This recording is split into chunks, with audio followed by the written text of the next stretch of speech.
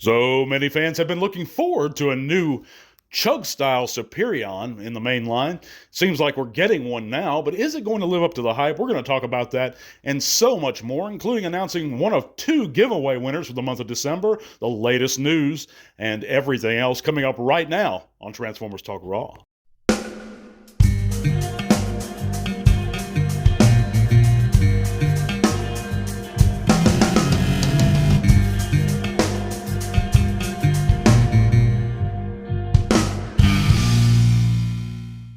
So hey, thanks for coming back and making Transformers Talk Raw part of your weekly routine.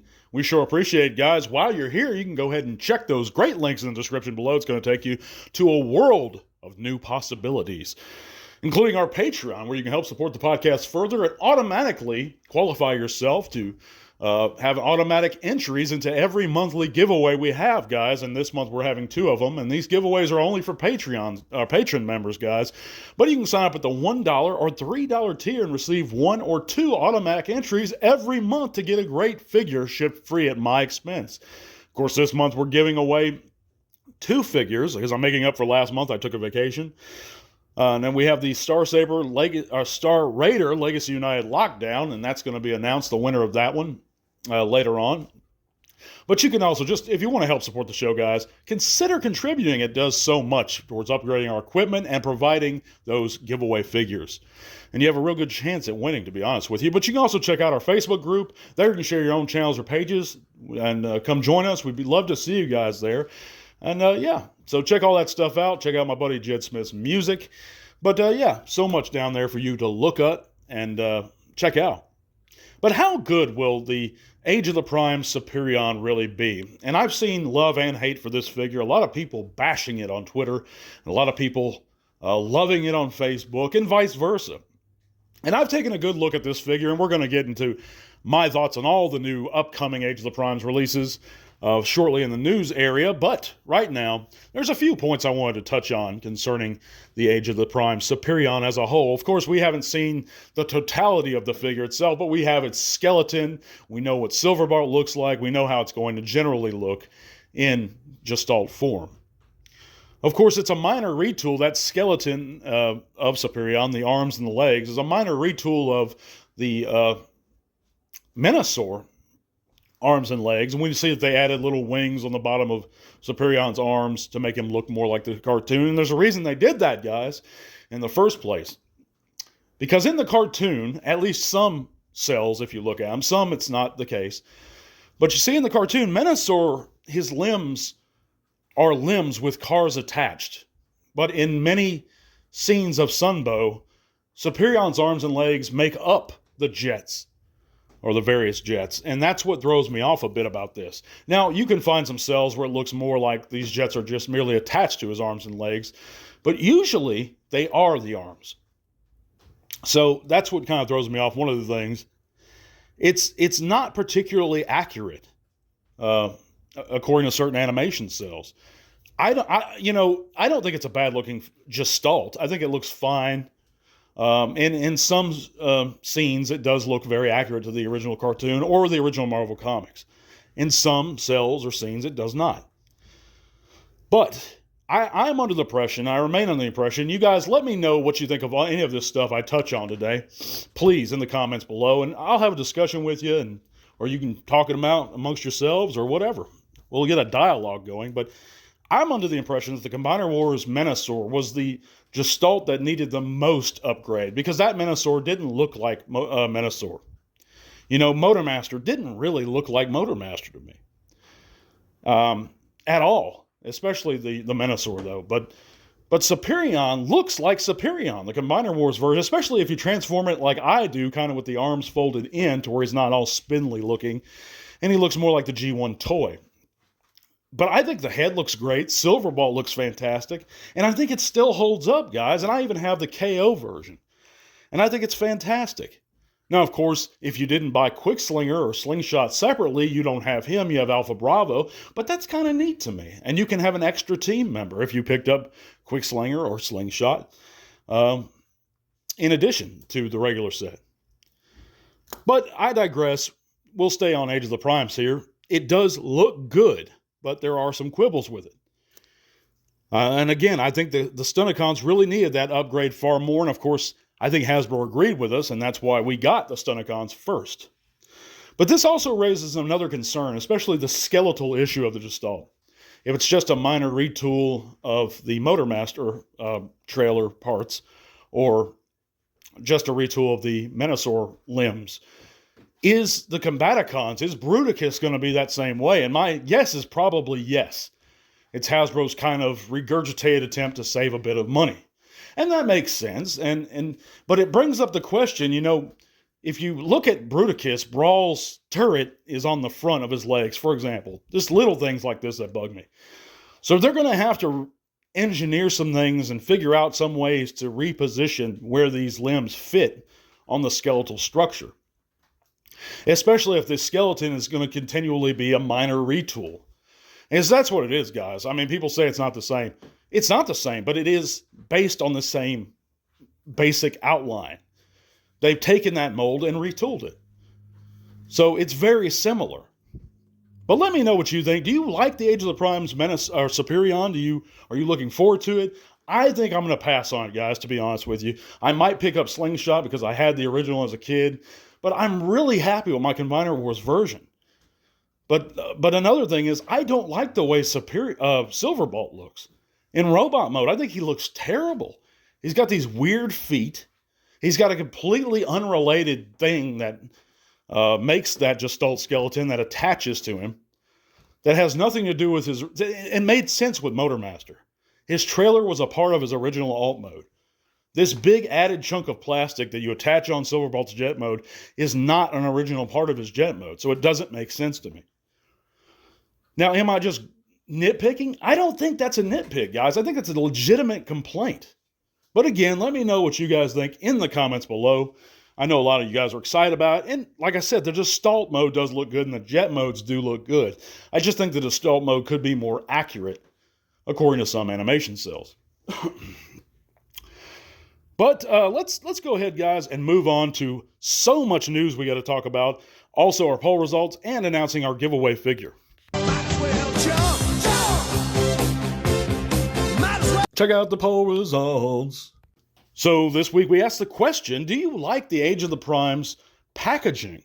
And of 72 votes, and not a lot of folks participated in this one. We've had polls where I've had over 200, almost 300 participants. This time only 72 people participated, but of those 72 fans that chimed in and answered this question, a whopping 89%, a majority of us, like the Age of the Primes packaging, with only 12% total either don't or don't care about the subject at all. And I think that, and I like it too. I think it's clean, it looks good. I'm not a big packaging guys, but you know what I think they should do? And I mentioned this to my brother this morning. I think they should keep the overall box style with the window, and thank God they brought the window back. But since they're doing legacy style figures spanning all eras of Transformers toy history, all eras of Transformers series history, if the figure itself comes from like G1, take that same box and put a G1 style print on it. If it's from Beast Wars, put a Beast Wars print. RID, put an animated, put an animated print style on it. I think they should give us, I think that would be really cool, and they don't have to change the box design to do that. But also, I'm tired of these boring product shots all over the back of the box. Put it on the side, put it on the top. But give us some bios, man. Inject some fun into the spirit of this line. Attract some children back into the main line. Checklists, bios, decoders, things like that. Sticker sheets gave us reasons to really get excited every time we opened up a Transformer as a child. And I think that'd be the way to go. But they're not doing that. But they are cleaning it up. And thank God they're adding a window back to it, because a lot of fans complained about that windowless packaging. But I digress. Let's move on to this week's news. And first up, of course, we're going to cover something that everybody and their mom has already talked about, but I'm going to give you my take. And if you've heard of this, and of course you have already, then just listen anyway, and I appreciate it. Well, Age of the Primes Wave 1, of course, has been announced. We've gotten pictures of them. All last week we got slow leaks, and then they officially revealed them. Now we have new images of every one of these guys, and I have Wave 1's actual breakdown in front of me. And of course, that's going to be the Titan class star Optimus Convoy or Optimus Prime. And I like the look of this figure. I'm not a big fan of the Age of the Primes 13 Primes mythos that began around, I guess, 05. And FunPub and Dreamwave firmly solidified it because it was never a part of Transformers' traditional history before that time. Never in Marvel, never in Sunbow. But some fans like those origins. That's fine. But this star, I digress. The Titan class star Convoy or Optimus Prime does look great. I'm a little concerned about his size, but it has been reported that he's going to be an MSRP of around $160. So that makes a little more sense since he's a little smaller. We also have a leader class Megatronus that every one of us have seen. I like the way the figure looks, but again, I'm not a fan of those 13 Primes. But if you're excited about this figure, go for it. Now, here's one I'm excited about. The G2 Grimlock. Actual legit G2 Grimlock, not a banana colored prototype that was never released. This one looks great to me. I owned the G2 Grimlock as a kid. I loved it. This is a fantastic looking figure. I don't know whether they're recoloring Wheelie, but if you have to do it, I guess go ahead.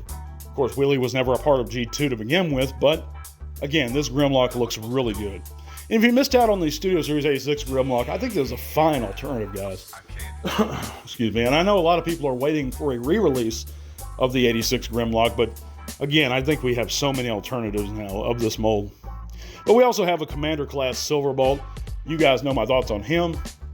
The Voyager Prima Prime or Prima Prime and Red Alert, a Deluxe Solus Prime, and Air Raid, Waspinator, and Slingshot. Now this Waspinator, I think it's based on some kind of animated design.